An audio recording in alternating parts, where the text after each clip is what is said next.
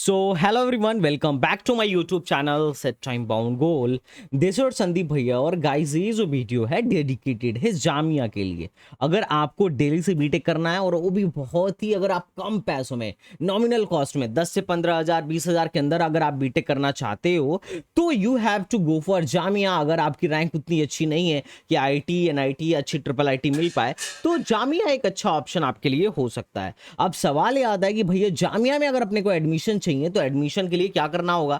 तो सबसे पहले हमने जामिया में एडमिशन के लिए क्या किया था, सबसे पहले एप्लीकेशन फॉर्म फिल किया था और अभी उसका रिजल्ट आया है। अभी उसका फॉर्म लिस्ट 1 आया है, उसका फॉर्म लिस्ट 1 आ गया है। तो फॉर्म लिस्ट 1 के आधार पे हमें जाना है। बेसिकली सब लोगों ने तो ये चेक कर ही लिया होगा क्योंकि पहले राउंड का रिजल्ट जो था वो 7 तारीख को आया था। मैं इस वीडियो में भी दिखा दूंगा कि चेक कैसे करना है अगर आपने नहीं किया होगा तो। बट आप सारे लोगों से एक्सपेक्टेड यही है कि आप लोगों ने चेक कर लिया होगा। बट ये वीडियो यही दिखाने के लिए है कि भाई साहब कट ऑफ कितना तेजी के साथ नीचे गिरा है जामिया का, और भी कुछ फायदा आपको देखने को मिलेगा। लाइक कि लास्ट राउंड में कहां तक एडमिशन हो सकता है। लास्ट राउंड में एडमिशन के लिए भी अपन लोग यहां पे देखेंगे कि कहां तक एडमिशन पिछले साल हुआ था और इस साल कहां तक होने वाला है। तो अगर आप जामिया में एडमिशन चाहते हो तो इस वीडियो को जरूर देखना। आपको इस वीडियो से बिल्कुल आइडिया भी मिलेगा कि क्या कुछ लोअर एनआईटी से या बहुत सारे एनआईटी से अच्छा है जामिया, क्या हमें जामिया जाना चाहिए, क्या जामिया और एएमयू को अगर हमें कंपेयर करना हो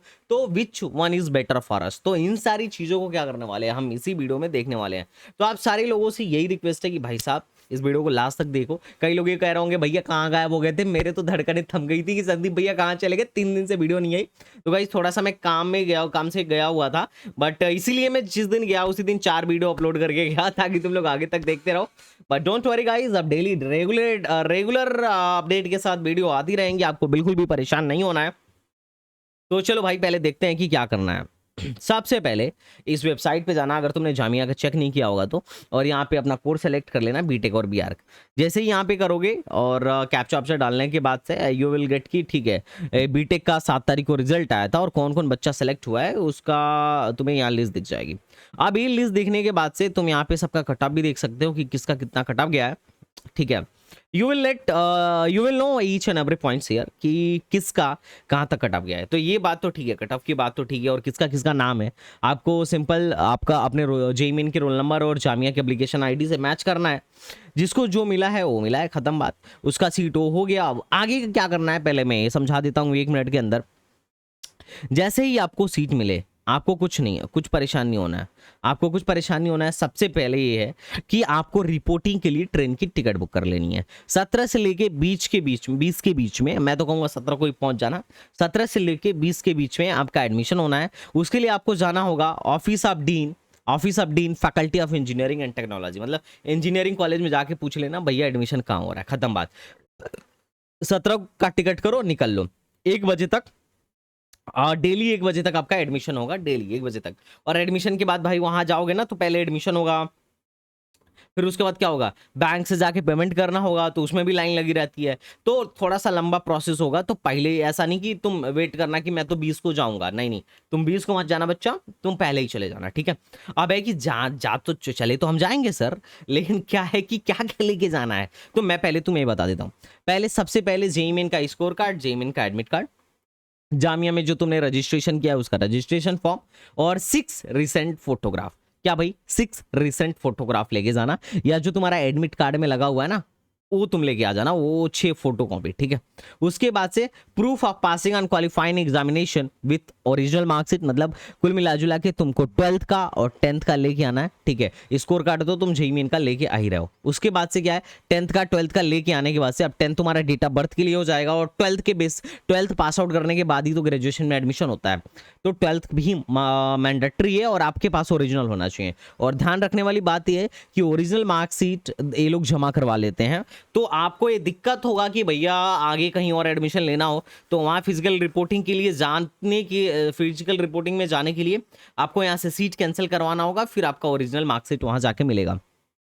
उसके बाद से वोटर आईडी कार्ड, पासपोर्ट या लाइसेंस या आधार कार्ड, बेसिकली परमानेंट एड्रेस के लिए एक प्रूफ चाहिए इनको, तो हम आधार कार्ड लेके जाएंगे, ठीक है। जिसके पास अगर कुछ और है तो वो भी लेके जा सकता है। अब बात आती है अगर हमारे पास कुछ कैटेगरी हो तो। अब तुम्हें बताया कि मुस्लिम ओबीसी और मुस्लिम एसटी कैंडिडेट अगर आप हैं तो आपको क्या करना होगा, अपने जो भी आपकी कैटेगरी है उस कैटेगरी के बेसिस पे अपना कैटेगरी सर्टिफिकेट देना होगा। अगर आप पीडब्ल्यूडी वाले हैं तो पर्सनल पीडब्ल्यूडी सर्टिफिकेट लगेगा। कश्मीरी माइग्रेंट हैं तो इसको क्लेम करने के लिए जो भी सर्टिफिकेट है यू हैव टू वहां पर आपको लेके जाना पड़ेगा ओरिजिनल सारा, ठीक है। ओरिजिनल के साथ साथ कम से कम आपको इसका फोटो कॉपी भी लेके जाना है, कम से कम 4-5 फोटो कॉपी रख लेना।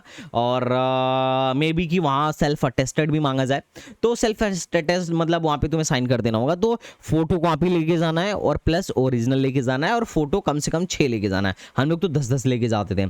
और उसके बाद से आपका ब्लड ग्रुप क्या है, इसके लिए एमबीबीएस डॉक्टर या गवर्नमेंट हॉस्पिटल में जाके ब्लड ग्रुप के लिए चेक इन करवा लेना, और ब्लड ग्रुप का सर्टिफिकेट भी लेके जाना है, ठीक है। ये बात तुम्हें समझ में आ गई होगी। अब क्या करना है कि ये देखो, अब क्या होता है कि तुमने जैसे अगर मान लो कोई बंदा गया और उसका डिस्पैरेंसी आ गई, तो लास्ट डेट ऐसा ना 30 तक का है। अगर 30 से पहले अगर डॉक्यूमेंट में कुछ गलती पाया गया या कुछ डिस्पैरेंसी हुई, तो उससे पहले अगर आपका वेरिफिकेशन नहीं हुआ, कंप्लीट नहीं हो पाया, डिस्पैरेंसी आपने रिमूव नहीं करवाया, तो आपका क्या हो जाएगा, फेल्ड हो जाएगा। ये बात भी ध्यान रखना है, मतलब एडमिशन कैंसिल हो जाएगा। और मान लो अगर आपका नाम आया है और आप नहीं जा पाए, तब क्या होगा। तो ऐसा है कि अगर आप नहीं जा पा रहे हो तो आपकी सीट तब भी कैंसिल हो जाएगी, और आप अगले राउंड में आपको कोई सीट नहीं दी जाएगी।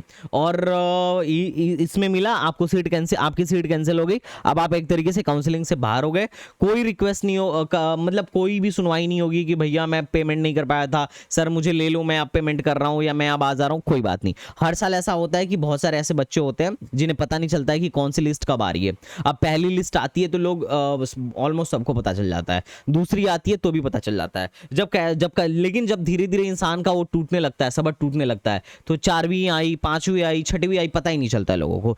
तो मैं ये कहूंगा कि जो भी फॉर्म लिस्ट आएगी मैं उसको अपने टेलीग्राम चैनल पे डाल दूंगा और कुछ के शॉर्ट्स भी बना दूंगा। तो आपको क्या करना है, हमारे टेलीग्राम चैनल को रेगुलरली विजिट करते रहना है। टेलीग्राम चैनल की लिंक डिस्क्रिप्शन में, कोई भी छूटेगा नहीं, ये बात ध्यान रखना। सबका मैं डाल दूंगा, इन्फॉर्मेशन डाल दूंगा, कम्युनिटी पोस्ट डाल दूंगा। बाकी आपकी चॉइस है कि आपको पता चलता रहे कि क्या है क्या नहीं है। अब बात करते हैं जामिया हमें जाना चाहिए या नहीं जाना चाहिए, क्या लेके जाना है, क्या कब क्या जाना है, ये तो तुम्हें पता ही है। अब बात करते हैं जामिया जाना चाहिए कि नहीं जाना चाहिए। तो भाई देखो, जामिया काफ़ी शानदार है, दिल्ली में है और दिल्ली में भर भर के एक्सपोजर है, ठीक है। और NIRF रैंकिंग जो है इसका 26 है, जो कि काफ़ी है। और इंडिया के टॉप 10 यूनिवर्सिटीज़ में से एक है जामिया। हाँ, माइनॉरिटी इंस्टीट्यूशन जरूर है, इस बात से मैं बिल्कुल भी ताल्लुक़ रखता हूँ, बट कुल मिला जुला के जामिया एक अच्छा कॉलेज है। अगर मैं इसकी बात करूँ तो इसकी फीस लगभग 16,150 के आसपास पड़ती है, थोड़ा बहुत इससे ज़्यादा हो सकती है। एडमिशन जेई मेन के बेसिस पे हो रहा है। और अगर मैं प्लेसमेंट की बात करूं तो लास्ट ईयर 350 बच्चे थे, जिसमें से 237 बच्चे प्लेस्ड हो गए, और लगभग 7.5 लाख के आसपास का मीडियन पैकेज है। तो अगर तुम बेसिकली CS और EC में हो तो ऑलमोस्ट सारे बच्चे प्लेस्ड हो जाते हैं, और एक बच्चे के पास मल्टीपल ऑफर होने की संभावना होती है कि एक के पास कई ऑफर लेटर है, ठीक है। तो अगर तुम जामिया में बीटेक करना चाह रहे हो तो नो डाउट, अगर तुम्हें कोई अच्छा कॉलेज नहीं मिल रहा है तो यू कैन कंसिडर इट। मैं तो इसको बिल्कुल सपोर्ट करता हूँ कि भैया तुम जाओ। मतलब अब मैं कंपेयर तो करके नहीं बताऊंगा, लेकिन पर्सनली पूछोगे तो मैं बहुत अच्छे कॉलेजों के साथ इसे कंपेयर कर सकता हूँ, लेकिन कई लोग इस पे उंगली उठाने लगेंगे। बट ठीक है, छोड़ो, जस्ट लीव दैट। लेकिन अगर किसी को पूछना हो कि भैया किस लेवल का है तो तुम पूछ सकते हो। बाकी कॉलेज का माहौल भी ठीक है, बस थोड़ा सा माइनॉरिटी इंस्टीट्यूशन है तो तुम्हें वो थोड़ा सा माहौल देखने को मिल सकता है माइनॉरिटीज वाला, कि ज़्यादातर लोग यहाँ पे माइनॉरिटी हो और एक अपना मुस्लिम कल्चर यहाँ पर तुम्हें देखने को मिलेगा, ठीक है। अब बात करते हैं कट ऑफ की, कि कट ऑफ का क्या मामला है। लेकिन कई बार ऐसा लोग मुझसे अक्सर पूछते हैं कि भैया जामिया में और AMU में मुझे चूज करना हो तो मैं किसे चूज करूं। तो मैं सीधे सीधे बोलता हूं, प्लेसमेंट के लिए जामिया चूज करो, सीधा फंडा है, प्लेसमेंट के लिए जामिया चूज करो। हाँ, तुम्हें ऐसा चाहिए कि भैया एक मतलब मुझे मतलब अब मैं क्या कहूँ, तो थोड़ा सा ऐसा है कि इंफ्रास्ट्रक्चर बढ़िया चाहिए, रिसर्च की तरफ जाना है, इस टाइप का थोड़ा सा रिलायबिलिटी चाहिए, तो तुम AMU आ सकते हो। AMU में फैसिलिटी में भी तुम्हें ज़्यादा मिले जामिया से, पर प्लेसमेंट वगैरह के पॉइंट ऑफ व्यू से देखे तो मुझे जामिया ज़्यादा अच्छा लगता है। और अपने को क्या चाहिए इस टाइम में, प्लेसमेंट ही तो चाहिए। और जामिया का जो रेजिडेंशियल RCA है काफ़ी अच्छा खासा, मतलब AMU में भी RCA है और जामिया में भी RCA है। जामिया के आरसीए का काफ़ी मतलब हर साल बहुत अच्छा रिजल्ट होता है। अगर तुम्हें बाद में यूपीएससी वगैरह की तरफ जाना हो तो तुम वहाँ पे देख सकते हो। तो कुल मिला जुला के मुझे तो जामिया प्लेसमेंट के मामले में ज़्यादा बेहतर है। मैं ये नहीं कह रहा हूँ कि मेरी यूनिवर्सिटी अच्छी नहीं है, मेरी यूनिवर्सिटी तो सबसे बढ़िया है, लेकिन ठीक है, मैं प्लेसमेंट के लिए हॉनेस्टली तुमसे बता रहा हूँ। अब बात करते हैं कट ऑफ की। तो देखो, ये राउंड 3 का कट ऑफ है। लास्ट ईयर जनरल कैंडिडेट के लिए 7216 पे बंद हुआ था, और 7216 पे बंद हुआ था, और इस बार 15, सीधे दुगने से भी ज्यादा, सीधे दुगने से भी ज्यादा, मतलब देख रहे हो, ईसी लगभग 15 पे बंद हुआ था, अभी 27 दुगने के पास जाके बंद हुआ। इसके बहुत सारे काम हैं, इसके बहुत सारे रीजन है। रीजन है 2023 में कट ऑफ दुगना बढ़ गया। इसका रीजन सीधा सीधा ये है कि भैया इस बार लास्ट ईयर जामिया ने अपना फॉर्म रीओपन किया था, जेई मेन के बाद रीओपन किया था, और इस बार इसने जेई मेन के बाद रीओपन नहीं किया। मतलब जिसने पहले भर लिया था उसी का काम हुआ, जो पहले नहीं भर पाया उसको जामिया ने कंसीडर भी नहीं किया। तो इसलिए लास्ट ईयर एप्लीकेंट्स बढ़ गए थे और बहुत सारे अच्छे लोग भी आ गए थे। इस बार इस चीज़ की बड़ी कमी रही, और देख रहे हो सिविल इंजीनियरिंग जो लास्ट ईयर 27 पे जनरल के लिए गया था, वो अभी 49 पे है। तो ये तुम्हें कुछ अंदाजा लग रहा होगा कि भाई साहब मामला इस बार काफ़ी तगड़ा रहा, मतलब काफ़ी हाई रैंक तक एडमिशन हुआ। अगर मैं सीएससी की बात करूं, अगर इंटरनल बच्चों के लिए तो 18,000 तक लास्ट ईयर गया था, इस बार 37 तक गया है। अगर मैं ईसी की बात करूं तो 30,000 तक गया था, ये लगभग 60,000 तक गया है। इलेक्ट्रिकल इंजीनियरिंग 31 से 78,000 तक गया है। तो एक काफी हाई रैंक तक गया इस बार जामिया में, और यही रीजन है कि देखो, अगर मैं राउंड 4 की बात करूं ना, तो लास्ट ईयर सिविल 1 लाख पे मिला था, और वो चीज लगभग लगभग इस बार राउंड 1 में ही हो गया। तो सोचो, मुझे लगता है कि अभी ये आगे जाके काफी हाई रैंक तक देगा। मतलब ऐसा है कि इंटरनल वाला बच्चा 2 लाख रैंक पे भी, 1.5 लाख रैंक पे भी आराम से एक्सपेक्ट कर सकता है कि मेरा सिविल वगैरह में एडमिशन हो जाएगा। यहाँ पे जो सिविल और मैकेनिकल हैं थोड़ा लो रैंक तक एडमिशन देते हैं, और इस बार तो खैर, अरे तुम देखो तो सही, लास्ट ईयर मैकेनिकल जो था 84,000 पे था, इस बार पहले राउंड में ही चला गया वहां तक। और बाकी ओबीसी एससी एसटी का तो पूछो ही मत, काफी हाई रैंक तक रहता है। और ये कट ऑफ रहा तुम्हारा मुस्लिम वुमेन का। तो मुस्लिम वुमेन, पता नहीं मुझे वुमेन क्यों कहते हैं, एक बार एक लड़की मिली थी, मैंने उससे बोल दिया यार कैसी औरत, तो भड़क गई, कह रही है मैं औरत दिख रही हूँ। मैंने बोला वाह, मतलब जामिया में जिस दिन जब रिजर्वेशन क्लेम कर रहा था तब तो चिल्ला करना था, तब तो चिल्ला चिल्ला के कह रही थी कि आई एम मुस्लिम वुमेन, मेरे पास मुस्लिम वुमेन का कैटेगरी, और मैं वुमेन कह दिया तो तुम नाराज हो गई, तो हंसने लगी। तो क्या है ना कि मतलब अब पता नहीं ये लोग वुमेन क्यों कहते हैं, मुस्लिम गर्ल होना चाहिए, but I don't know what is this. But खैर ठीक है, हो सकता है मेरी ग्रामर कमजोर हो, जो कि है भी, बट ठीक है। तुम देख सकते हो कि सीएससी लास्ट ईयर इनको 28,000 तक मिला था, इस बार पहले ही राउंड में 43,000 तक मिला है, और जबकि राउंड 4 में 41,000 तक गया था। तो भैया इस बार जिन लोगों ने जामिया भरा है उनके बल्ले बल्ले हैं, मैं तो कह रहा हूँ मजे करो। अभी तुम अच्छा खासा एक्सपेक्ट कर सकते हो कि चौथे पांचवें लिस्ट तक बहुत हाई रैंक तक जाए। तो मैं तो तुमसे यही कहूंगा कि टेंशन फ्री होके जामिया का इंतजार करो। और रही बात जामिया में लेना चाहिए कि नहीं, तो मैं बहुत अच्छा, मतलब बहुत हाई लेवल का तो नहीं कहूंगा आईटी जैसे और टॉप के नाइटी जैसे, पर कहीं ना कहीं ये भी अच्छा खासा स्टैंड रखता है, ठीक ठाक प्लेसमेंट हो जाता है सीएस और इसी का।